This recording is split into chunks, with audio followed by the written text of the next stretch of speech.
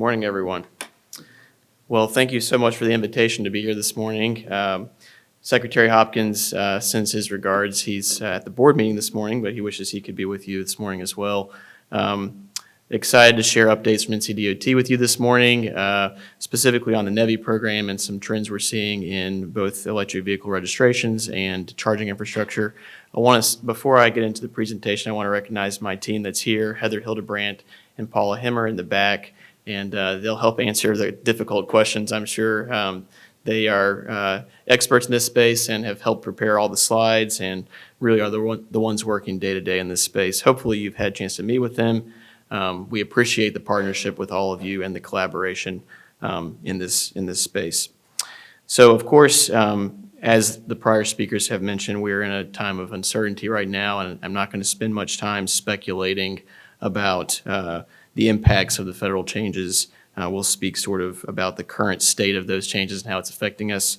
But I do want to kind of reinforce the points that were just made, that all of us can collaborate in partnership to maintain that vision for the future, that our job at NCDOT in government is to maximize help and minimize harm and set a vision for the future that is better than the current state.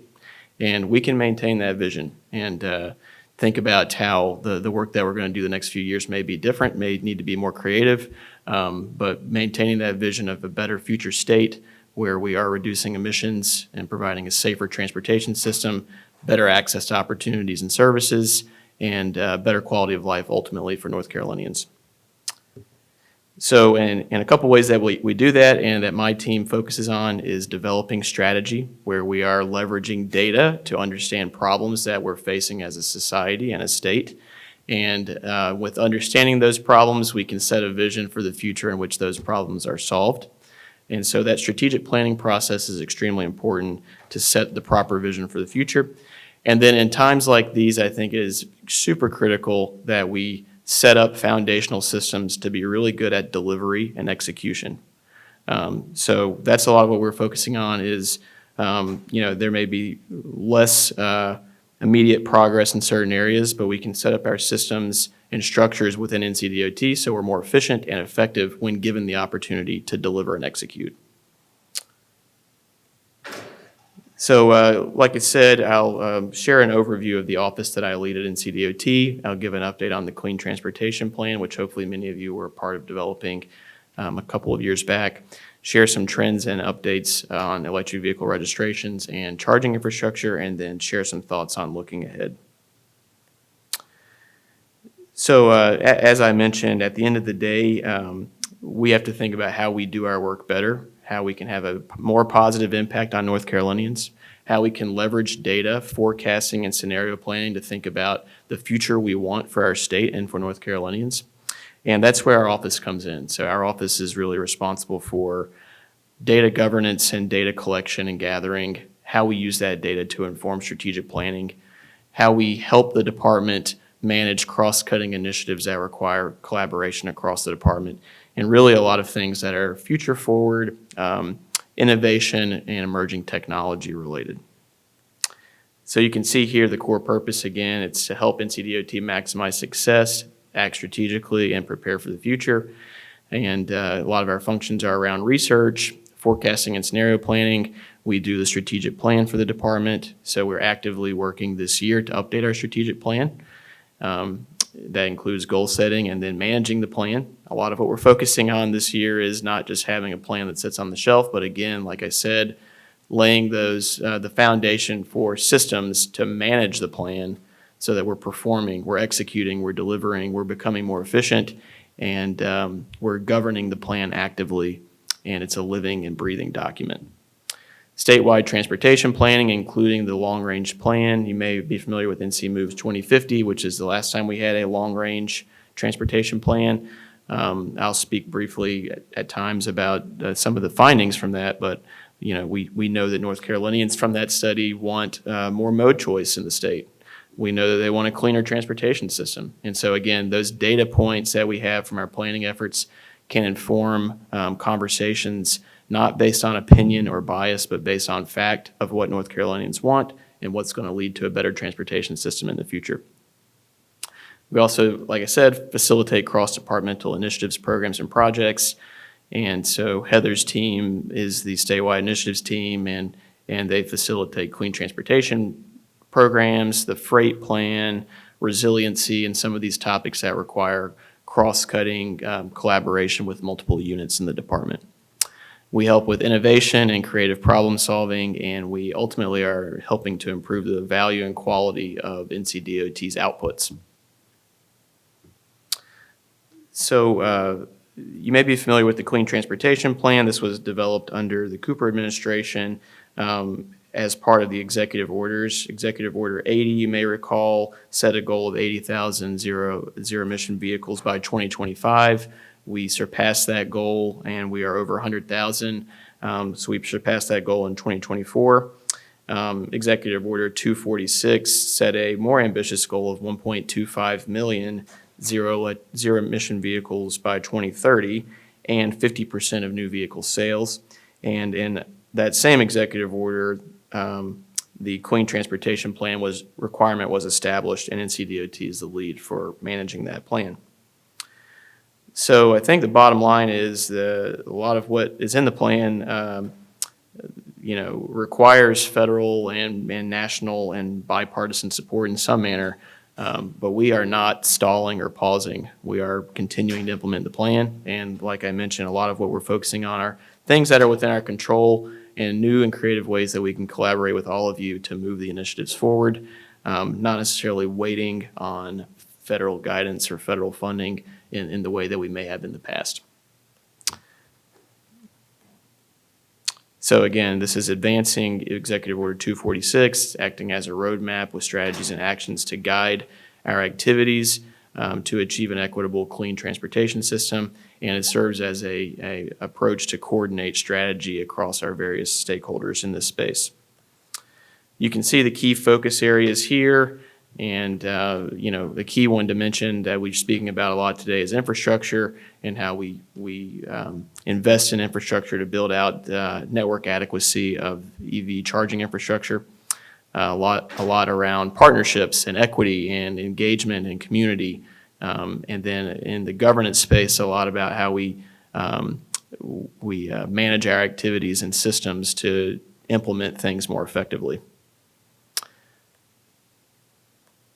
And you can see here the key recommendations. So we have created Heather's team basically is the clean transportation team, although they do other activities. We do have a dedicated full-time person, Stephen Bolliard. He focuses solely on clean transportation activities.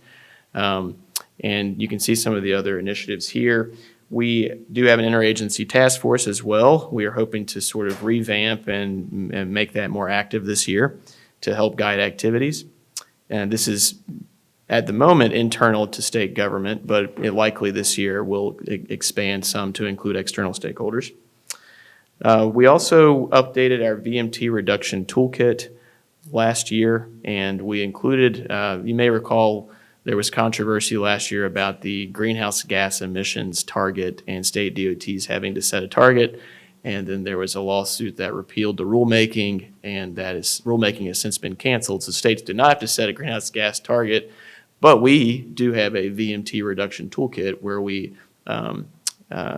wrote a new chapter in the update that includes different scenarios for VMT reduction. And we've started to frame it more in mode choice enablement. That's the terminology we're using. So basically, how do we enable people in different areas of the state have more choice of which mode they take, and that leads to hopefully a certain percentage of people choosing to take another mode, which will lead to VMT reduction. So a lot of this is just framing it differently so that it doesn't feel like politically we're advocating to force people to change what they do on a day-to-day basis, but instead we're just building a system of choice that is more equitable, where people have more options and more people can make that choice because it's a viable alternative to driving in terms of time, convenience, and cost. So I encourage you to look at the VMT reduction toolkit and that new chapter on mode choice enablement and the different scenarios on how we can enable mode choice to generate VMT reduction long term. So I'll quickly go through some trends and updates, and Paula prepared all this content. She's the expert in understanding all these trends. I'm sure you've seen many of these.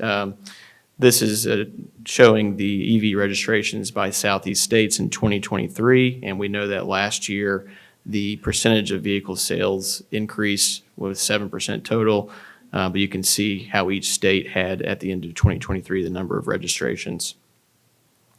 For North Carolina, you can see we surpassed 100,000 late last year, and you can see the rate of growth of zero-emission vehicle registrations has steadily increased as well. So it just shows the demand has steadily grown over the last few years.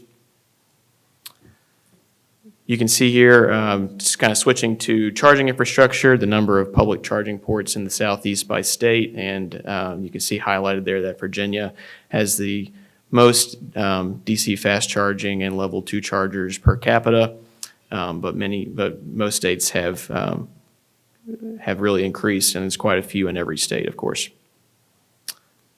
And you can see here the rate of increase with each state colored differently in the chart, and you can see the ramp up and the pace of increase has increased the last couple of years, of course. The same for level 2 chargers. You can see the high jump in 2021 and the rate of increase, and on the right you can see the number of chargers per state. You can see here a map of location of DC fast charging ports by zip code, and for North Carolina at least you can kind of make out the interstate system there, that there's more coverage close to the interstates, particularly along the I-40 and I-85 and I-77 corridors, and then also at the northern part of the state on I-95 near the Virginia border. So in terms of the NEVI program, NEVI, if you're not familiar, is the National Electric Vehicle Infrastructure Program funded through the Infrastructure Investment and Jobs Act, and North Carolina received $109 million over the 5 years of IIJA. We have been apportioned approximately $80 million of that, meaning that funding has been given to us to obligate against when we have projects that are eligible for obligation. It doesn't mean that we have that as a check and that we can cash immediately, but it's sort of a line of credit available to us that we can charge against when we have eligible projects to proceed with. But as you know, the rulemaking that sort of guides how NEVI is implemented has been paused, and we are awaiting the new rulemaking that will establish guidance and requirements for the program. We were very fortunate that we got the RFP out for the first round of funding last year. We awarded the projects, and we found a 2-day window of time in late January before the new guidance paused the program to obligate the funding for those 9 sites. So we did obligate the funding and proceeding with getting contracts in place for the 9 sites you see on the map there. And you can see on the right the site hosts for those locations. Key point here is that, as you can tell, most of these, not all of them, but for the most part, these are in rural areas. It just shows the interest from rural business owners who see this as an opportunity for economic growth for their business. They know that they'll have a captive audience when people are stopping to charge their vehicles. And so it's not an urban issue. It is something that all areas of the state are interested in, responding to demand and market trends to install charging infrastructure for their customers. So again, the good news here is we are proceeding with these 9 sites and getting contracts in place actively, and we'll be breaking ground on many or all of these this year, with completion in the next year or two for these 9 sites. Unfortunately, we were not able to release the round 2 sites. So again, another reminder is that NEVI, the first requirement, or previously, we don't know if this will continue in the new guidance, but we were required to build out the charging infrastructure near alternative fuel corridors, which are typically interstates and major U.S. routes. And we've identified clusters near all of those corridors where we need to build charging infrastructure to meet that 50-mile radius requirement near the alternative fuel corridors. So the first round was 11 sites, and we awarded 9 of them. And then the second round was intending to award all the rest, which is between 40 and 45. So you can see the locations that we intended to release an RFP for here. We are unfortunately going to have to pause that while we await guidance and the new rulemaking for the NEVI program. So hopefully we'll hear soon, and hopefully the guidance will be amenable to our approach, and we can proceed with an RFP to build out network coverage near the alternative fuel corridors that you see here. We also received, actually the communities themselves received most of these. NCDOT applied for the one at the bottom of the table in partnership with community colleges, but you can see the other municipalities, including the city of Durham, applied and was successful in the charging and fueling infrastructure grant program. These, I believe all of these are paused until we receive more guidance. So basically, if you haven't heard, USDOT, all the discretionary grants that were not obligated, so you can get the award that's publicly announced, but it's not officially an award until the funding is obligated. All discretionary grants that have not been obligated are essentially paused while USDOT assesses the alignment of those grants with their various executive orders that have been released the last few months. So these are in that same situation where we're waiting to see how the new administration will proceed or not proceed with these projects.